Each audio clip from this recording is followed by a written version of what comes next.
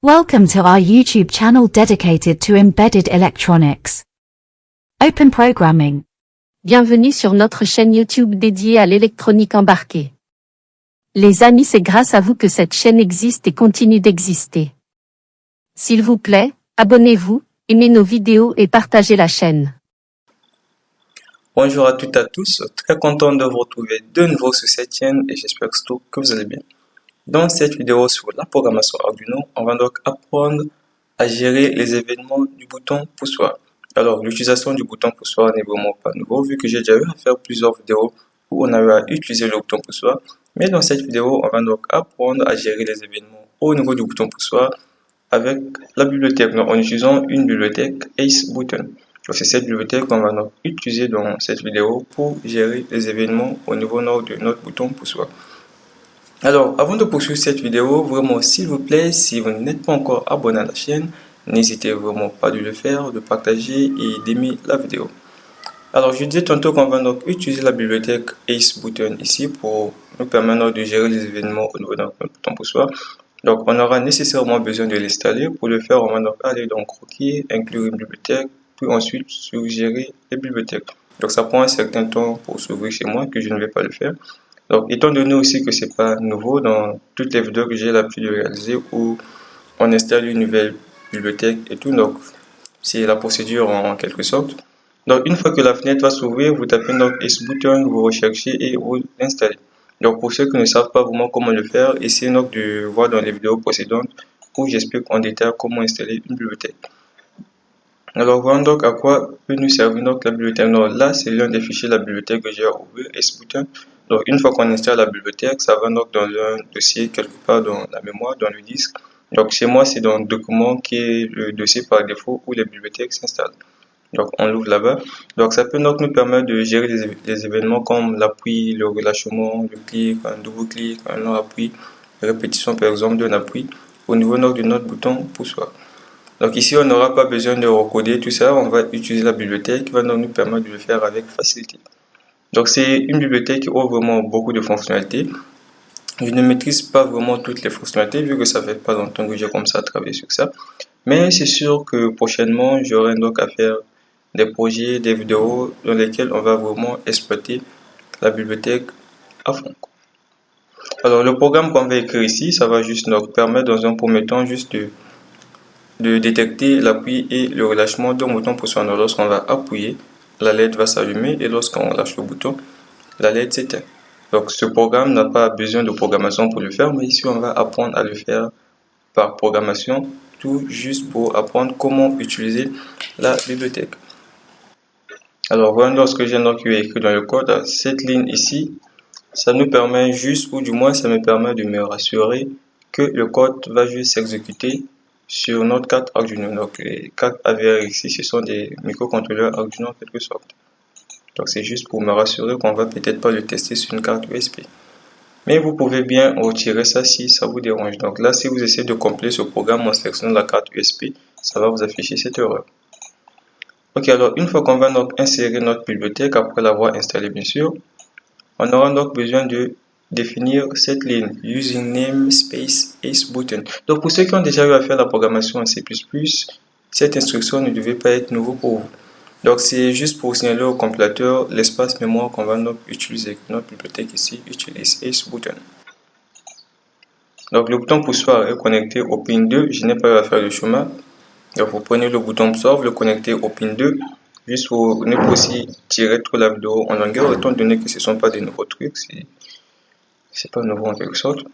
Alors la LED ici est connectée donc au pin 13. Donc au niveau de la carte Arduino, il y a une LED qui est dessus qui est connectée au pin 13. Donc on n'aura pas besoin de faire de chemin de montage à ce niveau. Donc après avoir fait tout cela, on a donc besoin de définir un objet de type AceButton. Donc AceButton ici, c'est à ce niveau, ce sont des paramètres que ça prend en compte. Donc ça prend trois paramètres en compte. On a le pin, l'état par défaut du pin et l'ID. Donc tout ça, ce sont des paramètres qu'on a déjà initialisés à 0. Donc on peut définir un objet de type AceButton comme ici. Donc on définit AceButton et on met un ray à l'intérieur. Donc moi je l'ai appelé bouton, vous pouvez l'appeler comme bon vous semble. Je l'ai appelé bouton, donc on peut le faire comme ceci, on met un ray à l'intérieur Et c'est dans la fonction voteSetter qu'on va l'initialiser en faisant appel à la fonction init à ce niveau. Donc, si vous comprenez un tout petit peu l'anglais, vous allez remarquer que la bibliothèque est très détaillée. Donc, comme ici, au niveau du constructeur de SButton, donc, on vous donne la description à ce niveau. Donc, si vous ne comprenez pas trop l'anglais aussi, ce n'est pas si grave que ça. Il vous suffit juste de copier tout le commentaire qui est écrit dessus, le copier sur un autre logiciel qui va donc le traduire pour vous. Donc, tous les détails sont vraiment à ce niveau que je ne vais pas trop revenir sur ça, sinon qu'essayer de les survoler. Donc, voilà un peu. Donc, nous, on va donc définir un objet type SButton en mettant donc le pin. Donc, à ce niveau, on va donc définir la fonction. Donc, c'est cette fonction qui sera donc appelée à chaque fois qu'on va donc appuyer sur notre bouton.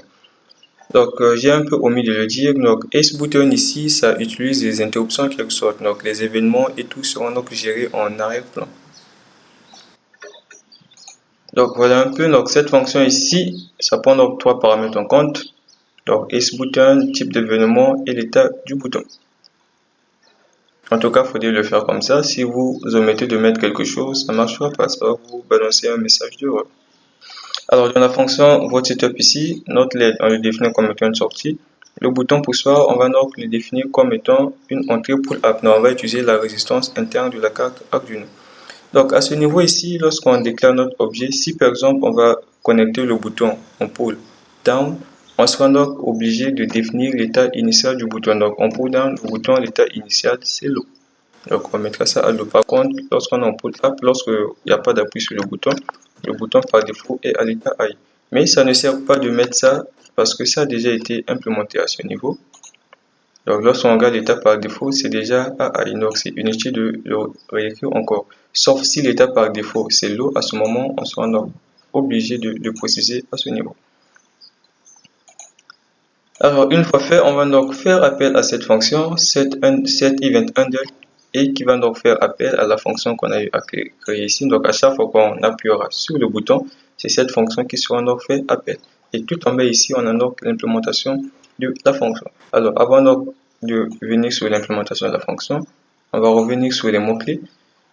Alors, à ce niveau, on a donc les mots-clés de notre bibliothèque,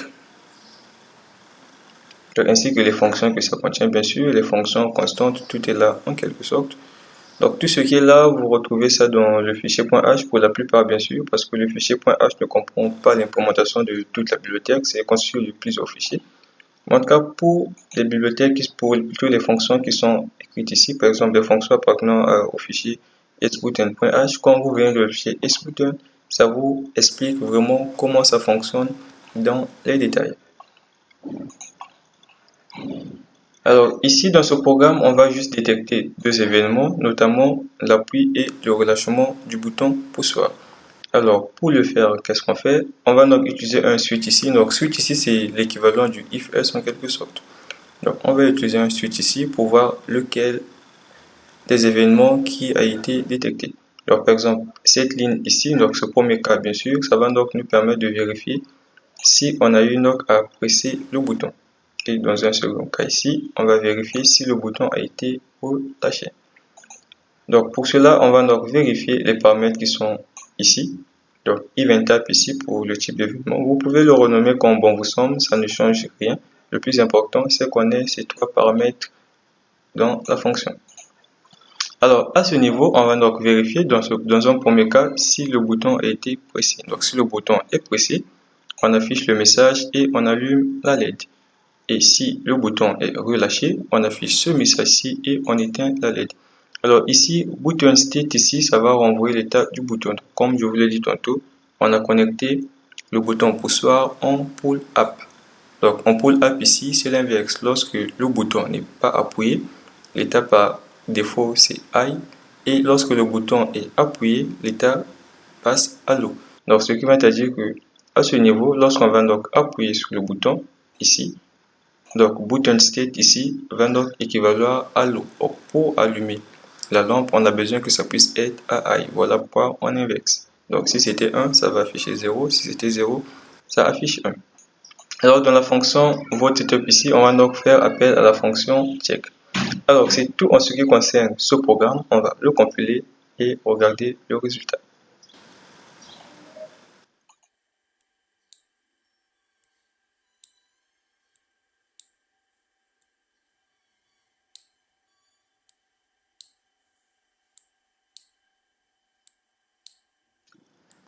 Alors, venons donc au niveau de notre deuxième programme. Dans ce programme, on va donc détecter donc les différents types d'événements.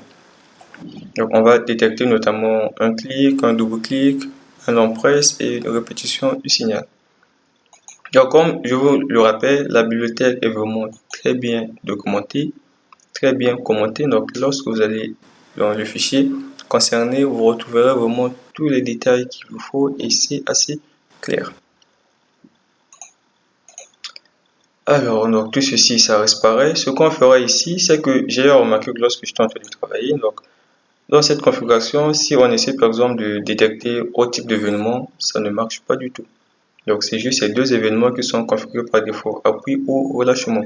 Donc on peut peut-être vouloir détecter par exemple un clic, un double-clic, un appui lent dans notre programme. Donc on sera donc obligé de configurer cela. Alors, à ce niveau, on va donc configurer notre bouton poussoir. Donc, dans l'autre programme, on a ici à ce niveau, on n'a pas à le configurer, donc c'est configuré par défaut pour détecter l'appui et tout. Mais à ce niveau, on va donc le configurer. Donc, on va configurer le type d'événement qu'on a besoin.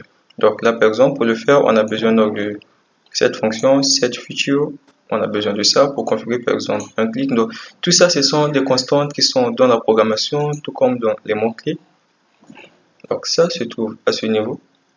Ce sont ces constantes-ci que je suis en train d'utiliser. Donc tout ça dans le fichier concerné, quand vous vous rendez dessus, vous allez voir toute la documentation et tous les détails qu'il vous faut.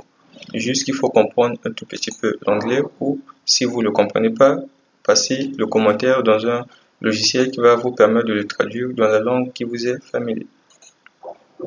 Alors, à ce niveau, pour la configuration du bouton, on va donc définir un pointeur. Alors, un pointeur en programmation, c'est juste une variable qui, au lieu de stocker une valeur, va stocker l'adresse d'une autre variable.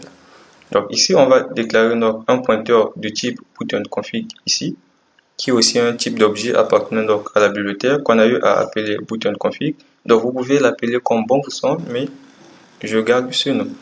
Donc, buttonConfig ici, on va donc l'initialiser à ce niveau en faisant donc appel à la fonction getButtonConfig appartenant donc à l'objet button. Donc tout ça, ça nous permet juste de configurer notre bouton. Alors, après cela, on va donc définir la fonction qui sera appelée à chaque fois qu'un événement sera détecté.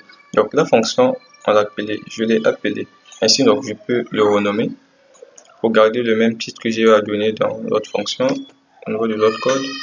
Donc, je vais le renommer ainsi. Donc ça, c'est la fonction qui sera donc appelée à chaque fois qu'un événement sera donc détecté au niveau du bouton. Donc ici, vous remarquez, on ne met plus les points comme on a eu à mettre à ce niveau, simplement parce que buttonConfig ici est un pointeur et lorsqu'on travaille avec les pointeurs, c'est cette notation qu'on utilise. On utilise en quelque sorte ces flèches. Alors ici, on fait donc appel à la fonction et à ce niveau, on va donc définir les événements dont on aura besoin. Donc là, par exemple, j'active le clic, le double-clic, un long press, donc j'active tout en quelque sorte. Alors cette ligne ici va donc nous permettre de désactiver le bouton de façon temporaire. Donc au lieu de tout supprimer, donc on veut par exemple désactiver juste quelques fonctionnalités, comme par exemple à ce niveau. Donc on va supprimer par exemple après le clic. Donc une fois qu'on va cliquer sur le bouton, l'événement qui sera détecté après sera en quelque sorte ignoré. Et c'est la même chose aussi à ce niveau, lorsqu'on fait un long press en quelque sorte, qu'est-ce qui est écrit ici? Donc l'événement qui viendra après le long press sera ignoré pendant un temps juste. Donc c'est en quelque sorte ça, dans certains programmes ça peut être utile, mais si c'est pas utile dans votre programme, vous pouvez simplement le décommenter. Donc, en tout cas, je vous recommande de le décommenter et de tester par vous-même les différentes configurations pour voir ce que vous aurez donc comme résultat. Mais pour le cas du programme que je vous présente, je garde ça comme ceci, vu que c'est ce que j'ai eu à mettre dans la séquence vidéo que vous allez regarder tout juste après. En tout cas, je vous recommande de le tester par vous-même, de regarder ce que ça fait, ce que ça donne comme résultat, pour vous donner donc une meilleure compréhension des choses. Alors, au niveau de la fonction gestion bouton, rien n'a changé, juste les types d'événements qui ont été modifiés. Donc là, je n'ai pas besoin de détecter si le bouton est pressé ou relâché, mais si vous mettez ça, ça marche. Mais c'est pas ce que moi je veux détecter comme événement. Donc, je définis juste les cas des événements que je vais détecter. Par exemple, ici, je vais détecter si le bouton a été cliqué, si on a eu à faire un double clic, l'on presse ou si c'était répété. Donc voilà en gros ce que fait le programme. J'espère que les expressions ont été claires ou aussi que cette vidéo vous a été utile. Donc je vous laisse suivre la séquence vidéo et on va se donner rendez-vous dans une prochaine vidéo.